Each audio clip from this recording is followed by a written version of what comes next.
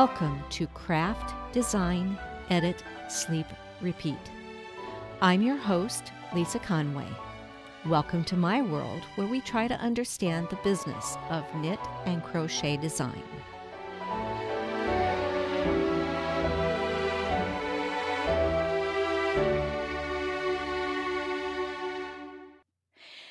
Welcome back, everyone. I'm very excited to have Paul Haesemeyer back with us today. I did say that correctly, did I not?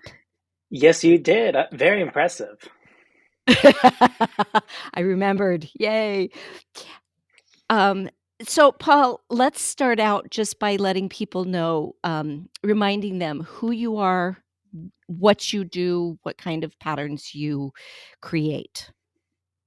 Yeah, thank you, Lisa. I'm Paul, and I am a knitwear designer, often focused on exploring sweaters in particular, usually. And I've been knitting since I was 7. And I particularly like knitting sweaters, as I said before, but really exploring textures, colors, and making more untraditional men's wear just because I feel like a lot of the men's knitting patterns right now are very classic or super avant-garde, and I'm trying to straddle the two. I've been watching your patterns as they've come out over the last year, and I'll tell you, he's got some beautiful work, guys. Although he does some very unique things, like his cotton shorts. Those were very different. How did those work? Did they go well? They did pretty well. I think it's just something new and different, and I love them. Barocco loved working with me for that one. It's whenever I'm showing them off at shows and whatnot, I always get a giggle or a laugh like, "What? You knit shorts?" And I'm like, "Yes, I did." And they're amazing. Thank you. Well, Paul, you've had a really big adventure going on. Let's dig into that a little bit and talk about where you are in the world. Yeah, I am currently in Riga, Latvia on a Fulbright grant to write a knitting book. I was awarded this grant middle of May last year, and everyone else found out in April. I found out in May, a month later, which is fine. It just gave me 3 months to figure out how to move to Europe. So I have been here in Riga since September, and I'll be here until June 1st. And really, the goal of this project is I am interviewing a variety of Latvians, doesn't have to be knitters, some artists, some regular people, etc., and then taking their stories and turning them into a knitting book and having knitting patterns inspired by their stories. I'm here as like a Latvian, not so much a Latvian storyteller, but as an outsider saying, "Hi, I'm here to help tell Latvian stories." And just because I noticed, I applied for this grant last year, and I realized there's not a lot of Latvian books out there, at least in the US market. And if there are, it's very historically focused, which is fine, lovely, beautiful. But I was really attracted to Alex Bird's style of Estonian knitting, where she had combined old technique and tradition with new knitwear. So that's really the place I was coming from of like, okay, where can I do something similar to this? How do I do this as an outsider? And I already had the connection with Rodham magazine in Riga, Latvia. So Latvia was a natural fit for me to apply there. Help people understand, where is Latvia? Latvia is on the same is as far north as Juneau, Alaska, and Riga particularly. It is right next to Russia. It is a former Baltic, not a former Baltic. It is a Baltic country alongside Estonia to the north and Lithuania to the south. It is a former Soviet occupied country. So, in the collapse of the Soviet Union in 91, Latvia regained its independence. Latvia first obtained independence in the 1920s after World War One, and then was occupied after World War Two by the Soviet Union. They really don't consider the Soviet occupation a loss of independence per se, as much as we've always been Latvia. We just happen to be occupied by this country for 70 years, 60. My math's wrong. Or 50. Anyway, someone That's historical okay. out there knows it better. Yes, yeah. Okay. And how are you managing with the language? Good news. This Fulbright requirement did not need me to learn Latvian. It was sort of recommended.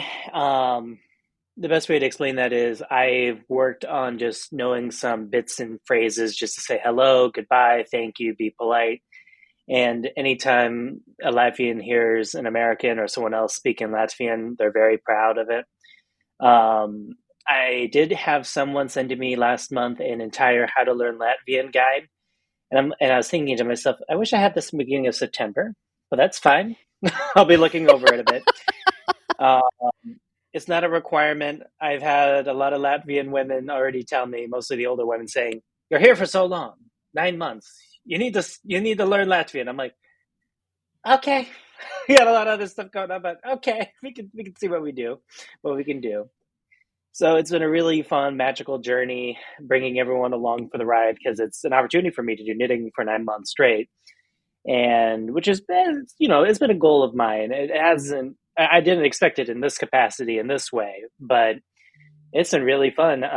Just living here. I'm here in my studio apartment in Old Town. I feel like I live in a fairy tale every day. Wow, that's so cool. Um, how many patterns are you going to be producing for the book? And are any of the patterns I've seen you release over the last year going to be in the book? These are going to be completely new patterns, completely inspired by Latvian stories. I am sharing bits and pieces on social media as like sneak peeks of like, hey, this is what I'm working on, just to engage with my audience. For the most part, though, these are completely new designs, and as of right now, I have roughly 15 patterns. I might have a few more later. We'll see what happens. It's been really kind of contingent on who am I going to meet, what do I need to look for, what gaps do I need to fill necessarily, are there any gaps? I knew coming here that I needed some mitten patterns, a hat, and some sweaters. Those are the kind of the things that I knew. These are the general idea. I know I'm going to need to include a classic mitten pattern, whatever that means, because people expect Latvian mittens here. Um, so those are the questions I'm asking myself right now. But I'd say right now I have about 15 planned. I have a lot of knitting ahead of me. We'll see what happens, but it'll be fun. I've been chatting with Nikki a bit. I'm like, "Hi, how does this work with tech editing?" She's like, "Here's my guides." I'm like, thank you, Nikki." I haven't sent her anything yet because I'm still trying to figure out bits and pieces, but it's been magical. Well, just from being near someone who has recently released a book, well, a while back, but not too long ago, um, don't expect it to happen overnight. Oh no, I'm not planning on it. And it's, it's that question of just, hey, I'm here for 9 months. I don't want to squander my time, but I don't want to kill myself.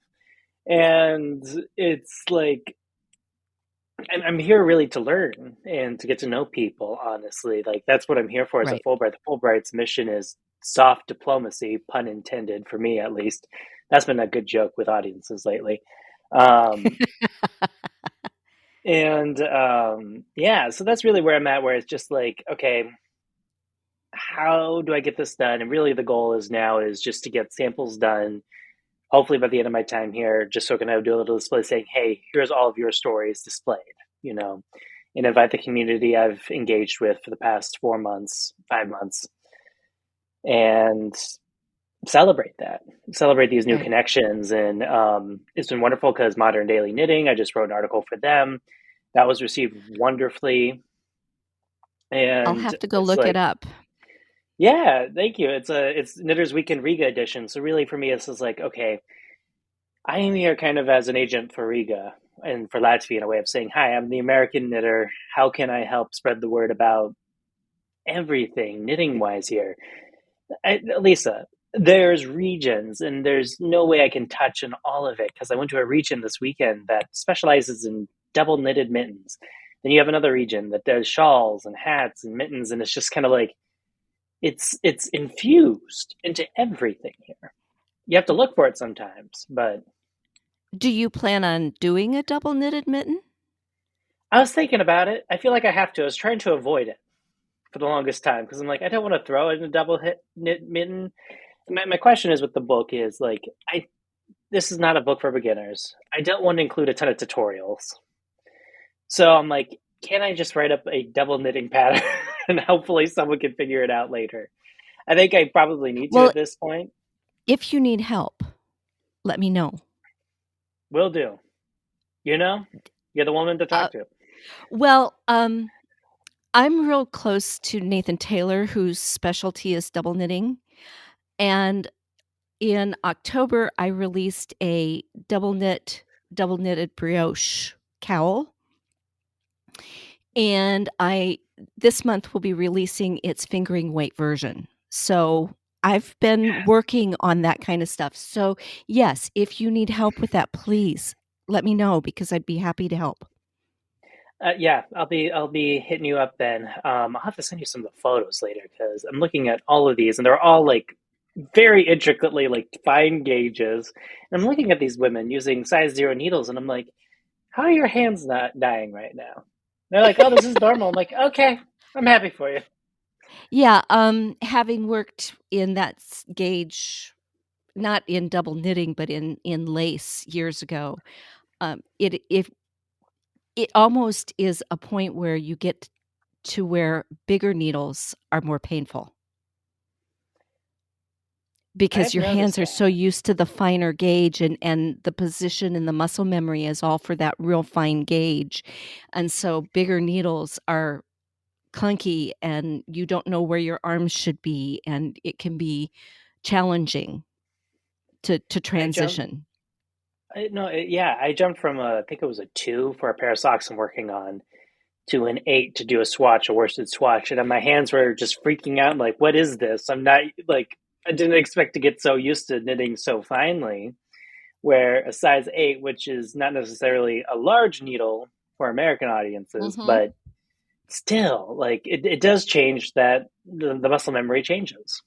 Yes, it most definitely does.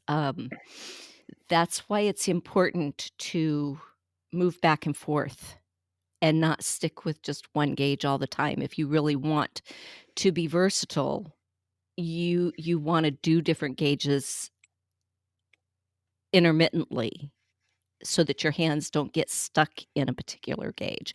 Now, if you want to do nothing but socks, that works too, but if you want to do other things, it's really important to kinda move back and forth and not stick with one thing for a long period of time.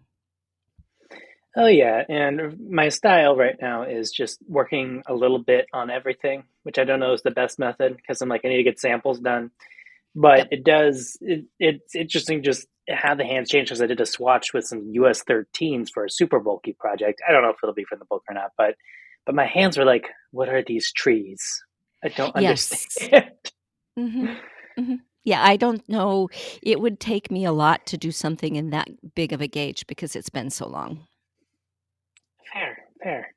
Yeah. I don't like those large gauges because people say you knit faster with larger needles. I'm like, not for me, no, because it's so much more work to do that much moving, you know?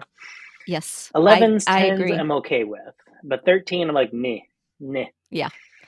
Um, I've actually I've got a pair of needles that my husband helped me make out of was it 3-inch dowels?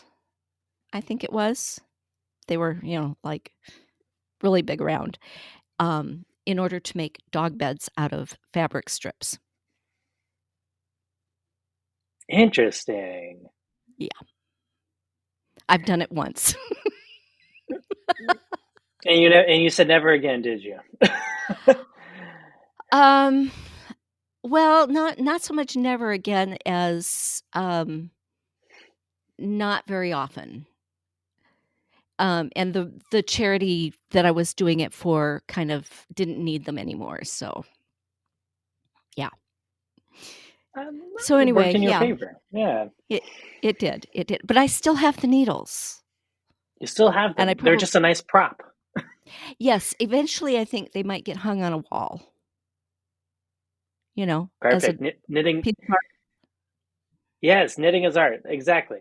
You know, Yeah. that's what I'm trying to figure out. I'm like, I increased my yarn stash here, and I'm like, okay, what can I add to the walls to just hang this all?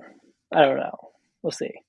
I got 10 kilos of yarn S from a yarn factory. It was insane. Oh, I loved wow. it though. So, what kind of yarn are you using there? I mean, what describe gauge and fiber and that kinda stuff. It really depends on the project, of course, because I think the cliche people think, if they're thinking stereotypes, is only Latvian mittens, but no, everyone uses, they're just like everyone else where they have a variety of projects. All the mittens are fingering weight and knit pretty tightly, just for windproof sake. There's a whole beautiful like history of uh, historical mittens books published, and I'm hoping to go to the museum soon just to look at their collections because it's a part of their history where mittens were considered dowry gifts and dowry payments. And I mean, it's cold, so it's functional and it's beautiful. Um, so a lot of wools, of course. For my book in particular, I've been using a lot of just European-based brands that I know that Latvians could easily access. Um, just trying to avoid American brands when possible. There's an exception to that. I love Freya, and Freya had a perfect little mini kin for a project. Um, so it's really interesting just because the yarn stores here, there is like 8 to 10, I think possibly more yarn stores in Riga, which is a population of 500,000. And then I compare it to New York City. New York City has the same amount of yarn stores for 8 million people, which I think is the biggest statement you can make about knitting culture here. Yes. Yeah, and so I've been experiencing a lot of different types of stores. Most of them are kind of salon style where you text the owner, you know the owner personally. You could say, "Hey, I'm going to come in and grab some stuff. Can you help me?" And they open it up for you. Not a, like some stores have like open hours, some of them don't. I think the biggest surprise for me is the European Italian style yarn store. It's Italian yarns that they have imported, and they're on giant cones, and it looks like they're made really for machine knitting. But what you do is you walk in there, you grab the yarn, you say, "Hey, I want X grams or X kilos of yarn for my project," and they'll wind it onto a cone for you. So you have all sorts of interesting specialty stores in that way. Um, a lot of social knitting is focused around the yarn store in the States. That's how I knew social knitting. Here in Latvia, it's a lot more studio based and club based, where people and artists host studios and people come together to learn different methods and techniques. And it's just not affiliated with a yarn store at all whatsoever. There are a few yarn stores. One of them in particular is Grieta Knits. Grieta Gundar is a wonderful friend of mine here. She hosts a very extensive beginning knitting class and advanced knitting class for knitters and for Latvian women mostly, just to come in and learn all the techniques. And most of these women already know how to knit, but they're there to help take the next step if they need to. Yeah, it's been really interesting just because it's a very introverted hobby here. I'm trying to like host public knitting events and say, "Hey, here's the wide world of knitting. Come take a look. I think you guys could easily contribute to it." I think the most famous Latvian knitter right now is Janet Hussein of Janet Knits. She's now currently based in London. That's how I ended up here. Is she was the editor of Radom. I'm going to be meeting her at Vogue Knitting Live, which will be fun. And I'll be at Vogue Knitting Live in a few weeks. Come see me. So yeah, it's been a really just fun year of, or not fun year. It's only been 4 months, but I'm like, it will be a fun year of just knitting. And what does that mean? Yeah, I think that's the best.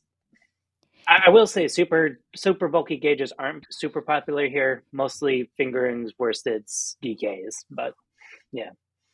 Okay. And fiber-wise, is there a particular wool that is native to that area, or are the sheep and the wools that they get pretty much the same as the rest of Europe? I'd say they're similar to the rest of Europe. Um, Okay. I'm sure there are some specific Latvian brands, or not brands, breeds. I'm not familiar with them quite yet. I'm hoping to go visit a factory eventually, or not a factory, a farm eventually. I did visit a yarn factory while I was here. They get all of their wool locally, they dye it locally, manufacture it locally. Some of the most beautiful colors. I'd say it's a pretty standard, like merino feeling wool. Fairly rustic, Okay. but it's nice. Interesting, interesting. Yeah, because 'cause I'm not as familiar as what breeds might be in that area as I am some of the other countries, you know? Um, Merino started in Spain. Hmm. I know that. Anyway, other things. And there's some specific, breeds through Norway and Finland that are very specific to those areas. We do have some flocks here in the US, but they're still quite small. They weren't brought in as much as some of the other breeds. So, um, but they're very unique, different types of wool that you can get in those areas, so I was curious if it was that way in Latvia as well. It I have a I yarn label should have here. Nope, it doesn't say what sheep it is. Dang it it. just Oh it well. just says wool. It just says wool. Yep, okay. I, Well, I yeah. if I get a chance, I will look it up and see if I can find anything specific to the area, and I'll put it in the show notes just for people's grins and giggles. Yes. So, And this is Pace Vilnius Fabrica. This is where I'm getting a lot of my like local wool from. They're a wonderful factory, family run, over 100 years old. Um, they are a wonderful group. They're on Facebook and Instagram. One of my knitter friends here says, "I was the reason why they got online," but who knows? Go take a look at them. It's wonderful. It is spelled with the American pronunciation of Paces, Vilnas, Fabrica, but it's pronounced Pace with the lovely Latvian accent. if you could please remember to send me links, Oh, yes, that would be I can do awesome. that. Awesome, thank you. Um, and are most of your you said that most of your, work was not going to be American yarns, they were gonna be European yarns. Is that how do you feel that's going to affect the American publication? Yeah, no, I don't think so, personally. I'm one of those people who I always like to substitute yarns anyway, so I'm not really worried about um, yarns. Honestly, I always see yarns as a suggestion, not as a rule, not as law. Um, I think it will be easier for some yarns, for Americans to get some yarns than others. I'm working with Shopple. Shopple's easy to get in the States. I'm working with Yes. Ishtek through Barocco. That's going to be easy. I think Patse is going to be the hardest one just because it is so local. Since they're on Facebook, I think they can ship internationally. And the interesting thing about their yarn is all their colors are season based anyway, so it's going to be impossible for an editor to completely reproduce the garment anyway. So it's one of those things that I've accepted, moved on. I am using some Rowan felted tweed I found for cheap in Estonia because it's lovely. So I'm like, it's kind of that idea of I want to make sure this book is accessible to European knitters too, not just American Right. ones. Well, and it can be harder for Europeans to get the American yarns, I think, sometimes than the other way around. Oh yes, I got that experience here. Just even Yeah. getting like just getting some yarns for the States for some projects. Like not many, but it was a personal project, and I'm like, it took me weeks, and I'm like, let's just keep this simple and try not to complicate Yep. this, Yep. for my own sanity. Well, and I I know in certain areas it can be expensive in terms of the VAT, the Yeah. taxes and things like that, especially like the UK anymore. It's horrible. The Oh yeah. taxes that they pay, the custom taxes they pay on things coming in is just ridiculous. So, yeah. So What I've keeping it learned is it's open to oh the Europeans is makes sense. exactly, and it really is just more from a practical mindset of just that. What can I get easily? What can my customer base here get easily? It is much easier to ship things to the U.S. than it is to ship things here. I've learned that much. It's Yeah. also faster that way. So it's been Mhm. quirky. Yay, living in a foreign land. I'm a foreign man in a foreign land, you know? Well, talk more about some of the people that you have met. What kind of stories are you hearing? All sorts. In one week, I had two very different stories, two different interviews. And the first one, and I encountered this woman at first at a contemporary fiber art exhibit at one of the art museums. Fiber art is huge here. And it was a piece discussing and reflecting how she used knitting to grieve. And she lost her son a few years ago. It was this beautiful, oversized tapestry that's nearly six, I think it's 6 feet wide, if not wider, in worsted weight yarn. And she used it as an escape tool. So I interviewed her that week and discussing like feelings and what does this mean to you and knitting and all that. And the piece is called Cruel Games. I can find the link for you. And the artist's name is Leonetti Slishani. It was a beautiful, beautiful interview and just heartbreaking, and I'm still processing it. And then 2 days later, I had an interview with I don't know how old she is, probably in her 70s. She wouldn't tell me her age. Very coy, very energetic, very colorful woman who uses knitting as an exploration of color and makes crazy balls. And she was one who told me, and I quote, I only knit when I'm happy. And so it was just to have two just opposite ends of the spectrum was just beautiful to see that happen. Like, this is exactly what I'm exploring here, seeing how knitting connects us both to our positive and negative emotions and feelings. I mean, even just hearing people's stories of where they come from. I interviewed Ina Valtere. She's in her 80s. She did tell me her age, but I think she's 80 something or just celebrated 80. And she is a well known historical mitten maker, excuse me, both in traditional and also some her own designs. And she's just an icon. I've been having fun playing with some mittens for her. I'm like, great, you're my classic mitten gal. And we talked for 3 hours through the help of a translator, just discussing projects and processes and what was life like for you, how did you learn, and symbols. And it's been really fun and just empowering to see people are willing to tell me their story, and I'm willing to listen, and they see it is the kind of the view of this is a young American man who's knitting. This is not so much bewildering, but it is something new for them. And they're excited by it for the most part. Like, they're like, hey, if he's here to learn, we'll teach him. And it's been really nice. It's been very welcoming, very warm. And um, even during my orientation, they're like, hey, don't be surprised that Latvians are cold and it's hard to get to know them. And I'm like, are you kidding me? This has been easy because I have knitting, and knitting is what brings us together. And that was the project proposal, saying, hey, knitting is a form of connection, and this is what I'm wanting to explore here. And even beyond that, because it's just knitting as storytelling. And I met a painter the first day on my first day here, and he'll be in my book with a pair of socks. He's just wearing Latvian, traditional Latvian folk shoes. And I think we'll keep it there because I want to make sure there's still a few surprises for people who get the book Yes, later, whatever that is. yes. But But it, well, yeah, I'm excited. I'm really excited because I'm even more excited now than I was watching you on Instagram, because I have been following this story on Instagram very closely because it just I don't know, it touches that part of you that is the core knitter, right? And why we knit.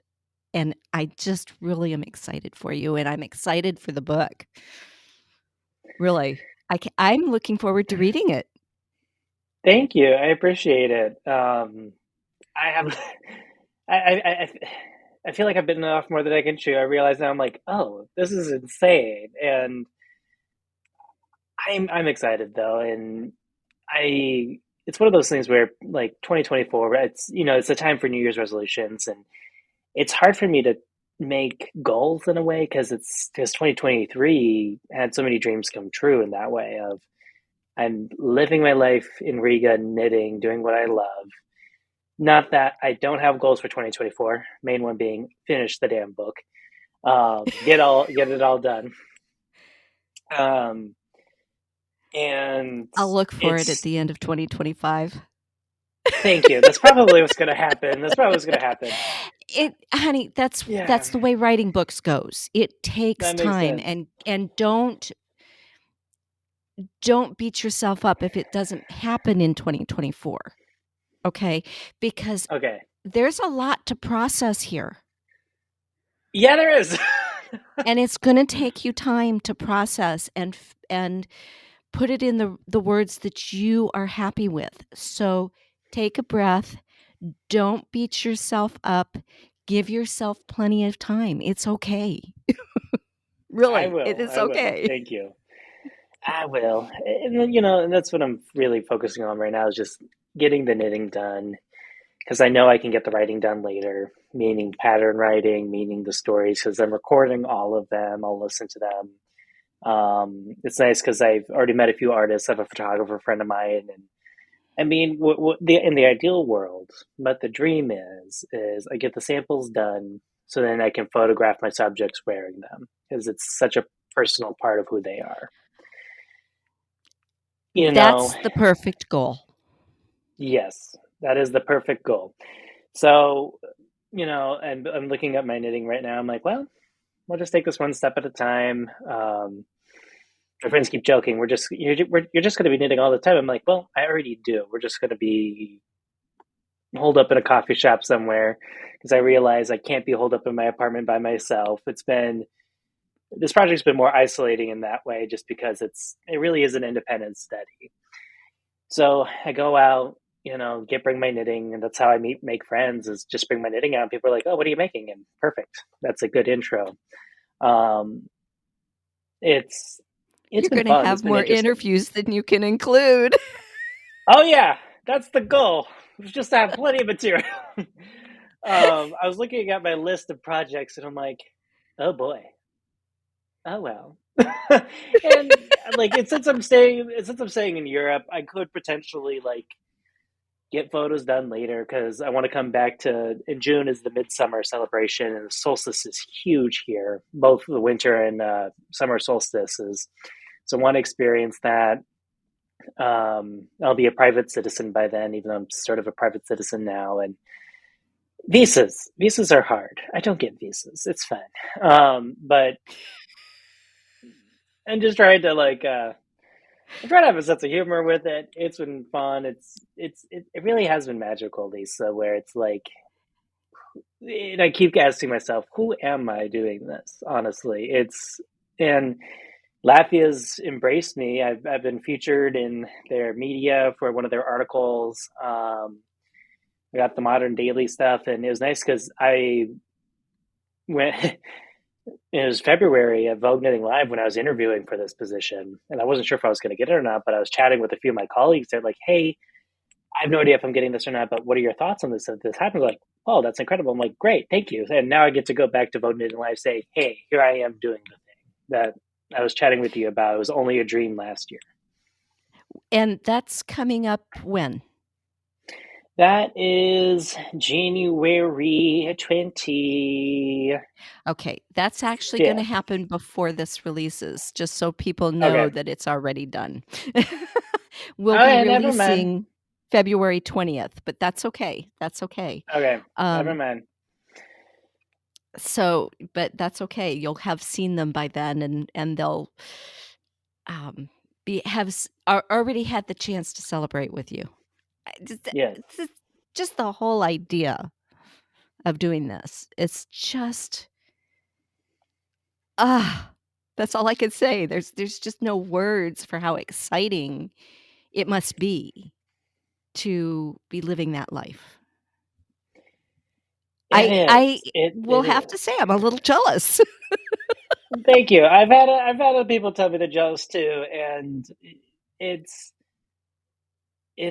it really it's overwhelming, honestly. Like it's good, it's magical, but it's just kind of like, oh, I got to get up and do this again and do this again. And what does it mean to have a routine? What does it mean to take this seriously? Because I've always been in environments or working for jobs where I've had a set routine, and what does that look like? Um, how do I get this all done? Not even so much how do I get this all done. I mean, that's one of the questions, but what are even the steps I have to take to get it done besides just watching and making it? Because I still have to think about writing, I have to think about layout.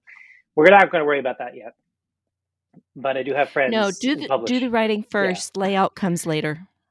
Yep. Yep. Yeah, do the writing So, first. I guarantee that's the best way to do it. yeah, good to know. Good to know. I can do that. I can play with that.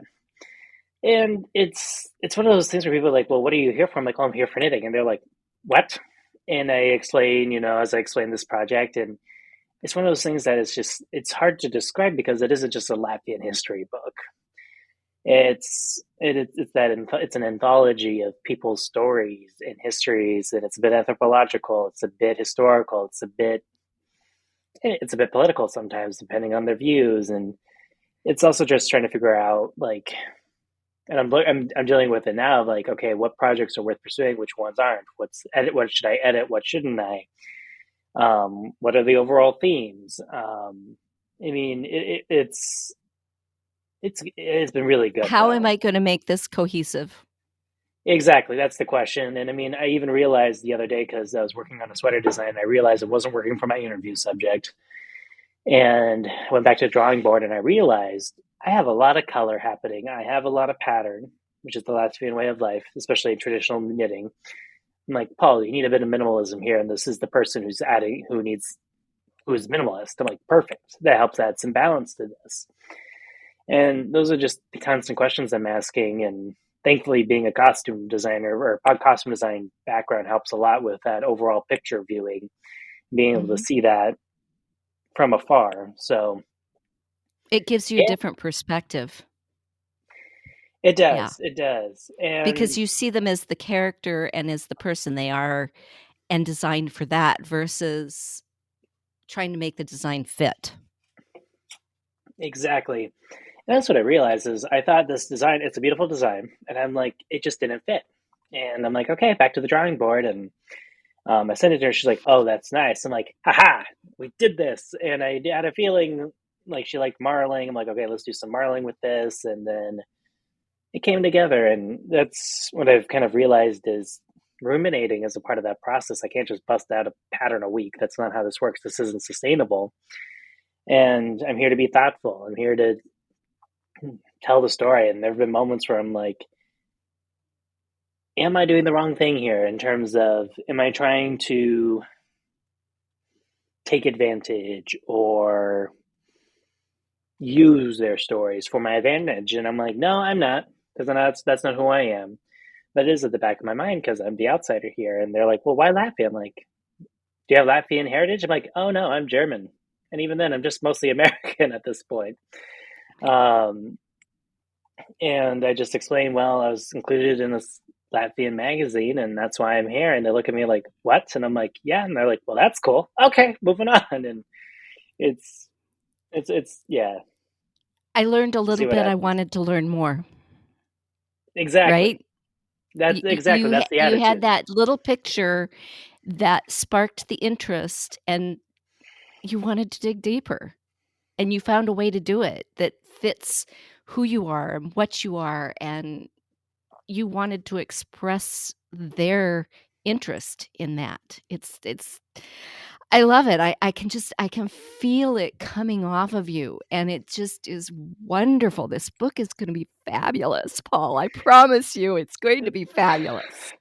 Thank I you, can thank feel you, it. I can feel it. I really can. thank you. I So, appreciate it. I'm so grateful that everyone's received it so warmly and so well. And it is interesting just because I've contributed to a few books that have to be top secret. And it does feel a little strange to be talking about a book that isn't published yet. But I'm like, well, that's what the project is, and that's what I'm here to do. That's the story right now. That's what I have to discuss. right. And I'm really grateful that people are. I love the support. It feels good. It's really affirming, and it's like, well, let's keep moving forward and seeing what happens. And I know this summer I'm hoping to just travel Europe, visit Franklin Habit and Amy Gellis in Paris, maybe Stephen West and Mika John in Amsterdam, and a few other play people in UK. And it's like, well, I guess 2024 is the year of knitting. I don't know, at least until the fall, but we're just gonna Well, just keep going. and that's the perfect way to look at it, right?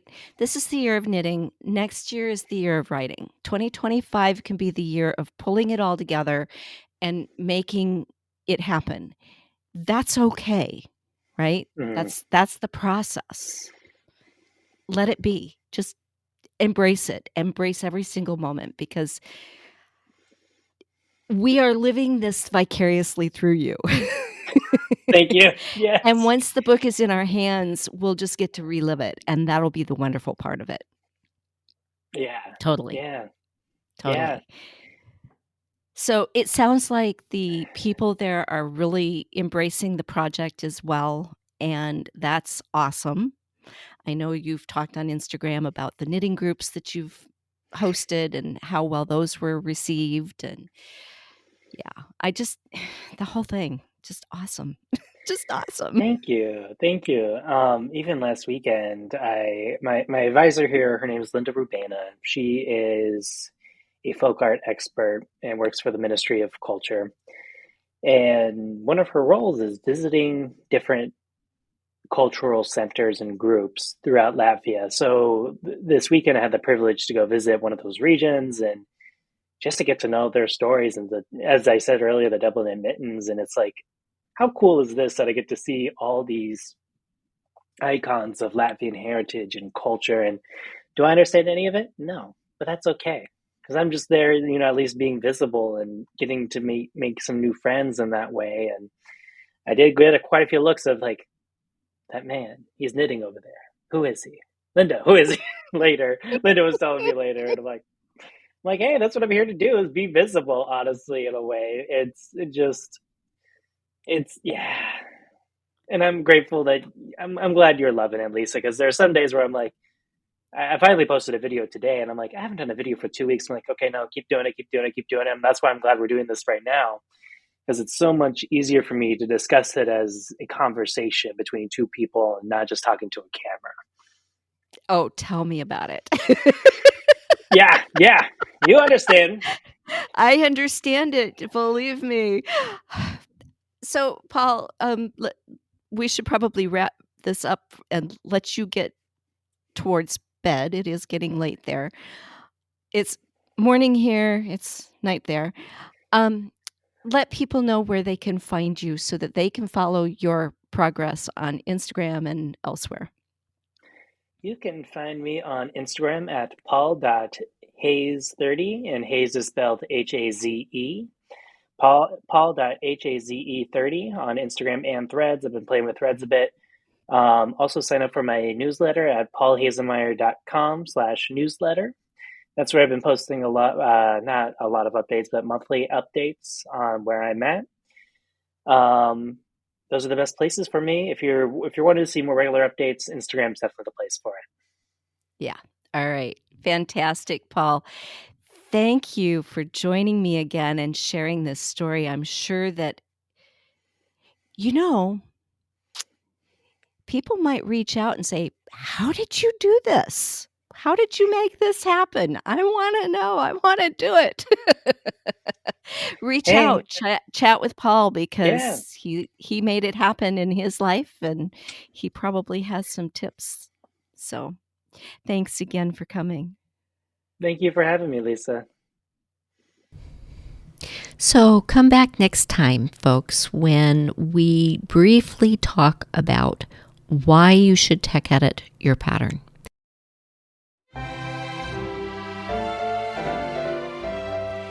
Don't forget to like and subscribe wherever you listen, and join the conversation in our Ravelry or Facebook groups.